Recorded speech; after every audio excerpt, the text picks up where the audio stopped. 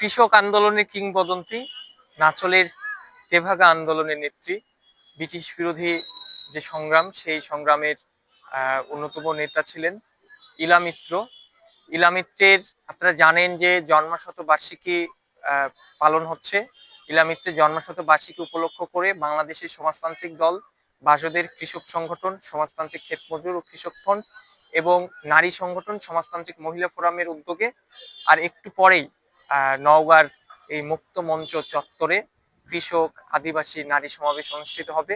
এই সমাবেশ উদ্বোধন করবেন এদেশের বামপন্থী আন্দোলনের অন্যতম ব্যক্তিত্ব, বাংলাদেশের সমাজতান্ত্রিক দল বাসদের প্রতিষ্ঠাতা আহ্বায়ক, সাবেক সাধারণ সম্পাদক, বর্তমান উপদেষ্টা কমরেড খালিকুজ্জামান, এবং বক্তব্য রাখবেন বাসদের সাধারণ সম্পাদক কমরেড বজলুর রশিদ ফিরোজ।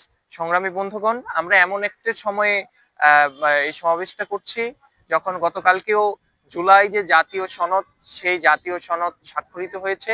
অভ্যুত্থানের 1 বছর পেরিয়ে আজকে আমরা যখন বাংলাদেশ দেখছি, সেই বাংলাদেশেও কৃষকদের যে সংকটগুলো, ফসলের যে লাভজনক দাম, সেই লাভজনক দাম নিশ্চিত হয়নি।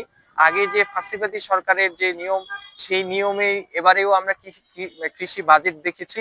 গত 7 দিনেও কয়েকজন কৃষক ঋণের যে জালে আটকে গিয়ে সর্বশেষে একদম আত্মহত্যা করতেও বাধ্য হয়। তাদের যেই আমরা চিরকুট, আত্মহত্যার পর সেই চিরকুট থেকে দেখতে পাচ্ছি তাদের আত্মহত্যার কারণগুলো।